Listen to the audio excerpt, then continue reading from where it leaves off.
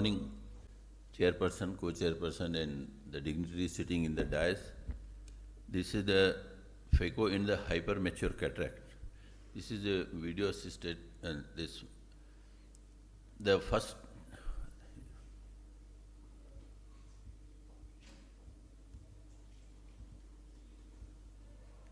Yeah, we have made a main incision up to 2.2. As we all know, the challenge is in the hypermature cataract is the rhexis and then the phacoemulsification. For staining the entire capsule, we have put the Tryphin blue and it is washed away by putting the methyl cellulose. Then the next part, which is very important, is the capsular axis. With the help of the 26 case, then viscose is again injected, and with the help of the microcapsular axis forceps, the rhexis was. This is the time when it can extend, but as with the help of the high molecular visco, this rhexis was completed successfully. Then there's some loose, as it is a hypermature, some loose cortex is there, but epinucleus is very much less. So this loose, little liquefied cortex is aspirated, and this is again important steps because sometimes in hypermature the zonules are weaker, so we have to go very gently. Then by this we are making the trenching we are doing. We can see how the nucleus is moving. So with the left hand, with the chopper, we are trying to fix up the nucleus. So at least we can do some sort of, yes. Now it is still moving, so I shifted to the chopping. Yes, with the chop, after it is in the trenching, it was not completely separated because the posterior capsule is attached to, and yes, this place I could able to separate it, but yes, here again I could able to, because all the time this nucleus is moving, so it is we should not damage the zonule. So that part is very much important, and so only the 1/3 of the posterior capsule could not be separated. So we don't bother for that.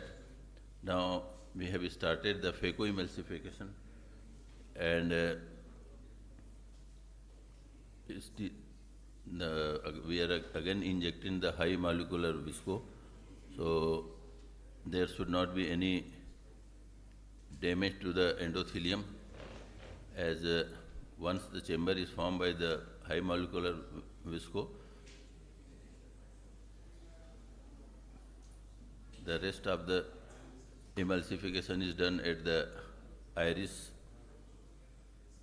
level.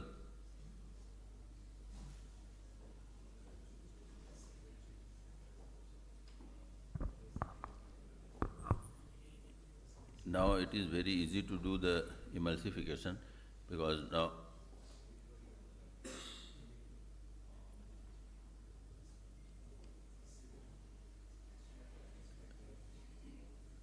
as we are using the higher end machine, so for the last piece also we doesn't require to modify any parameters, and we are able to do with the same parameters as we, yes. After that we have done that small particle with then the next step, the putting the IOL is very easy, and after cleaning the posterior capsule and some part of the cortical matter is also that was there, it was cleaned.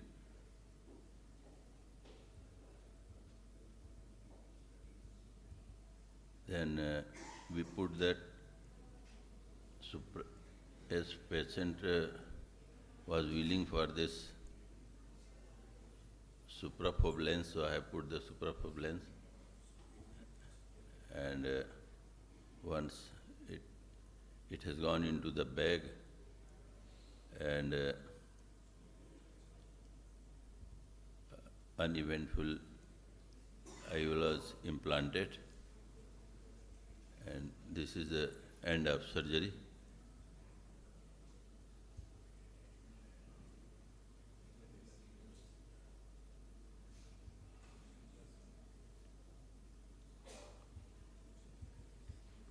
Thank you very much. Thank you very much, Doctor, for showing all the salient points for the hypermature cataract. And Dr. Titya, would you always start off with a small rhexis in a hypermature cataract, or he had started off with a fairly large rhexis and he got away with it? Maybe the fluid cortex was not there. So would you take a chance, or would you do a ASOCT to find out whether there are fluid clefts and then plan your sizing of rhexis? Yeah, Dr. Chitra nicely pointed out, you have a term called white cataract that encompasses various types of a morphology of white cataract. It may start from the simple white cataract to hypermature. So that can be classified with your good clinical examination, which are those cases you have the raised interlenticular pressure where you have a clefts, which are those cases which have a totally fluid after cataract, that is like hypermature cataract or a Morganian cataract. So good examination based on our antechamber dynamics, that means the shallowness of antechamber, the convexity of anterior capsule. You can go do a slit, it gives you a morphology of what is behind the anterior capsule. If that is not so, then you should do anti-segment OCT to pixelize the type of white cataracts. Then classify them accordingly. You manage your cases, those cases. Right. While hypermature cases can be, with thicker fluid, it can be totally fluid, it can be a very small nucleus. All these things can be very, very difficult also. In hypermature, as Dr. Chitra said, you make a puncture, the entire milky fluid comes out. Yeah. That will obscure your visibility. So you may have to exchange that milky fluid with a viscoelastic. Good staining is very, very compulsory in those cases. And getting the anterior capsule more flatter. That maybe injecting viscoelastic sometimes inside the bag also in a Morganian type. Always start smaller, then make it bigger. Right. Because if you start smaller, you have an opportunity to make it bigger to your desired size. Once we go a little bigger, especially once you cross the equator of a lens, then manipulation becomes very difficult in white cataracts. Right. So that we should understand. And the forceps is a very good idea to use in these cataracts where the capsule is not flat. Yes. Forceps through the side port and not through the main port. Okay. Also, I would like to ask if there is any role of intravenous hyperosmotics prior to surgery in such cases. Pardon? Any role of intravenous hyperosmotics prior to surgery in such cases? Hi. And how frequently, if it is desired? No, if the tension is high, then we can use Otherwise, in this case. Yeah, that will be useful in those cases where you have the like a very small eye, hyperopic eyes or an anophthalmic eyes, where the entire the vitreous volume is larger than what you think.